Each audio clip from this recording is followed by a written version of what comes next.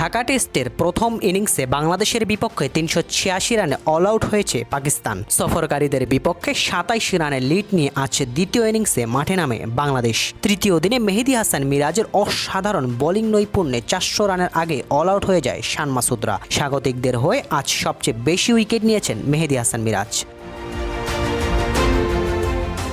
এর আগে বাংলাদেশের চেয়ে ২৪০ রানে পিছিয়ে থেকে তৃতীয় দিন শুরু করে পাকিস্তান। এক উইকেটে ১৭৯ রানে দ্বিতীয় দিন শেষ করেছিল সফরকারীরা। তবে তৃতীয় দিনে স্কোরবোর্ডে মাত্র ৩০ রান যোগ হতেই দিনের প্রথম উইকেট হারায় সফরকারীরা। সেঞ্চুরি তুলে নিয়ে তাসকিনের করা বলে অধিনায়ক শান্তকে ক্যাচ তুলে দিয়ে সাজঘরে ফিরে যান আজান। এরপর শান মাসুদকে নিয়ে বড় সংগ্রহের পথে এগোতে থাকে আবদুল্লাহ ফাজল। তবে দ্বিতীয় উইকেট পতনের পর হঠাৎ যেন তাদের ব্যাটিং লাইন আপে ঘটে ছন্দপতন। স্কোরবোর্ডে মাত্র ২০ রান যোগ হতেই তারা হারায় আরও গুরুত্বপূর্ণ ৩টি উইকেট।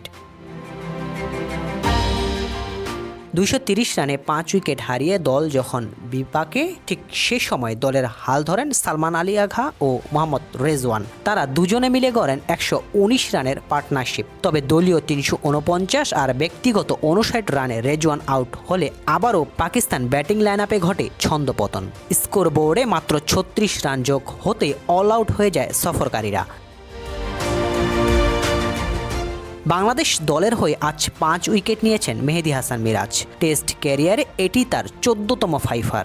সাদা পোশাকে মাত্র ৫৬ টেস্টেই এই মাইলফলক স্পর্শ করলেন তিনি। স্বাগতিক দলের হয়ে এদিন আরও ২টি করে উইকেট পেয়েছেন তাসকিন আহমেদ ও তাইজুল ইসলাম। দ্বিতীয় ইনিংসে ২৭ রানের লিড নিয়ে ব্যাটিংয়ে নামে বাংলাদেশ। আগেই খেলা শেষ করে ম্যাচ অফিসিয়ালরা। বিনা উইকেটে ৭ রান নিয়ে দিন শেষ করে লাল সবুজ প্রতিনিধিরা। Saidul Islam Sujan, C sports.